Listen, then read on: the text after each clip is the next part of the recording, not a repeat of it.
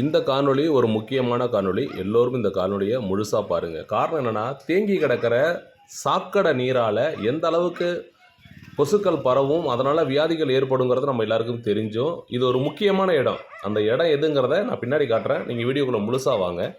இது ஒரு பிரசித்தியான இடமா இருந்தும் இந்த இடத்துல கவனிப்பாரற்று கிடக்கிற இந்த சாக்கடையை யாருமே கண்டுக்கல. இடம் உங்களுக்கு தெரியும்னு நினைக்கிறேன். கிட்டத்தட்ட நான் அட்மாஸ்பியர் பார்க்கும்போது உங்களுக்கு தெரியும்.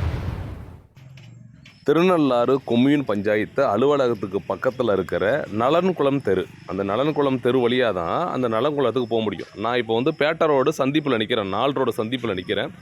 அந்த ரோடு தான் நீங்கள் பார்க்குறீங்க.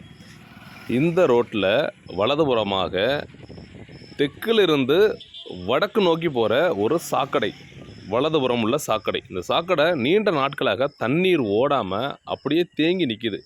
தேங்கி நிற்கும்போது அந்த கரை ஓரம் இருக்கிற பூவரச மரத்தில் இருக்கிற இலைகள்லாம் கீழே விழுந்து குப்பைகள்லாம் படிஞ்சு நிறைய கொசு புழுக்கள்லாம் நிற்கிது. இதில் ஒரு பெரிய விஷயம் என்னென்னா, துர்நாற்றம் வீச ஆரம்பிச்சிட்டு. ஒரு உலக புகழ்பெற்ற தர்பாரணேஸ்வரர் ஆலயம் அமைந்துள்ள திருநள்ளாறு கோயில், அந்த கோயிலுக்கு வரக்கூடிய பக்தர்கள் நீராடக்கூடிய புனித நீரான நலத்தீர்த்தத்திற்கு செல்லக்கூடிய வழி தான் இது. அந்த சாக்கடைகள் வந்து இந்த வாய்க்காலில் தான் விழணும். ஆனால் அது விழாமல் இருக்கிறதுக்கு காரணம், மேலே வந்து நடைமேடை அமைச்சிக்கிறாங்க. தனியார் நபர் வந்து தன்னுடைய ரெஸ்டாரண்ட்டுக்கு வழி வேணுங்கிறதுக்காக மேலே வந்து கடைகளை கட்டி விட்டு அது மேலே வந்து சாக்கடையை மூடிட்டாங்க. நீங்கள் குளத்தை தான் இப்போ பார்க்குறீங்க. இதுதான் நலன் குளத்தோட ஃபோக்கஸ். நான் உங்களுக்கு ஷூம் பண்ணி காட்டுறேன் பாருங்க. இது நலன் குளம், அந்த ரோடு தான் இது. அந்த ரோட்டோட வலது பக்கத்தில் தான் இந்த சம்பவம் நடந்துகிட்டு இருக்கு. இது வந்து பயங்கரமாக துர்நாற்றம் வீசக்கூடிய காரணத்தினால இந்த நாற்றத்தை நான் பார்த்துட்டு தான் இந்த வீடியோவே எடுத்தேன். இதை பாருங்கள், இந்த வழியாக தான் அந்த சாக்கடை வரணும். ஆனால் இந்த வழிகள் எல்லாமே மேலே வந்து தளம் போட்டு மூடி இருக்குது. இது வந்து முனிசிபாலிட்டியில் போட்ட மாதிரி தெரியல. இது வந்து தனியார் நபர்கள் போட்டிருக்கிறாங்க. அந்தந்த இடத்துல உள்ள இங்கே வந்து ரெஸ்டாரண்ட் இருக்குது. இந்த சாக்கடை வந்து இப்போ போது பாருங்க, அப்படி நின்றுக்கிட்டே தான் இருக்குது. நிறைய குப்பைகளோட கிடக்குது. இந்த இடத்துல என்ன பண்ணியிருக்கிறாங்கனாக்கா, அவங்க தான் அந்த தளம் போட்டிருக்காங்க. காம்பவுண்டை ஒட்டி அவங்களோட இடத்துக்கு பிரச்சனை வரக்கூடாதுங்கிறதுக்காக தளம் போட்ட நபர் நல்ல எண்ணத்துக்காக தான் போட்டுக்கிறாரு. அடியில் வந்து சத்தைகள் போய் மூடிடக்கூடாதுங்கிறதுக்காக தான் இந்த கிரில் வச்சுக்கிறாங்க. பட் ஆனால் வச்ச கிரில் யாரும் சுத்தம் பண்ணலை. சுத்தம் பண்ணாத காரணத்தினால இந்த இடம் அடைக்கப்பட்டு சாக்கடைகள் வந்து இதிலே தேங்கி நிற்கிது. இப்போது இந்த கிரில் எடுக்கணும். அப்படி இல்லைன்னா டெய்லியும் இந்த இடத்த சுத்தம் பண்ணணும். ஆனால் முனிசிபாலிட்டிக்கு பக்கத்தில் இருந்தும் இந்த ரோட்டையும் இந்த சாக்கடையும் எதனால் முனிசிபாலிட்டி கவனத்தில் எடுத்துக்கிறதுன்னு தெரியல.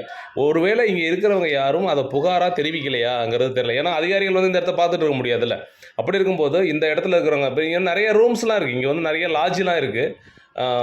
நான் லாட்ஜோட போர்டெல்லாம் காட்டுறேன்லாம் தவறாக நினச்சிக்க வேண்டாம். அந்த இடம் இருக்குது, இப்படி ஒரு சம்பவம் நடக்குதுன்னு தெரியணுங்கிறதுக்காக தான். மற்றபடி இதில் வேறு எந்த இல்லை. இவங்களும் தரை போட்டு வச்சுக்கிறாங்க.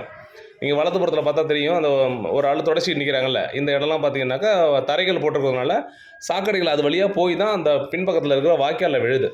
ஸோ இந்த சாக்கடை இந்த அளவுக்கு துர்நாற்றம் வீசியும் தேங்கியும் நிற்கும்போது, ஒரு உலக புகழ்பெற்ற சனீஸ்வரர் கோயில் இருக்கக்கூடிய இடம், அப்போது நிர்வாகங்கள் என்ன செய்யுது அப்படிங்கிற ஒரு கேள்வி நமக்குள்ளே எழுந்துக்கிட்டு இருக்கு. காரணம் என்னென்னா, ஒரு சின்ன தொகுதி தான் இந்த திருநள்ளாறு தொகுதி.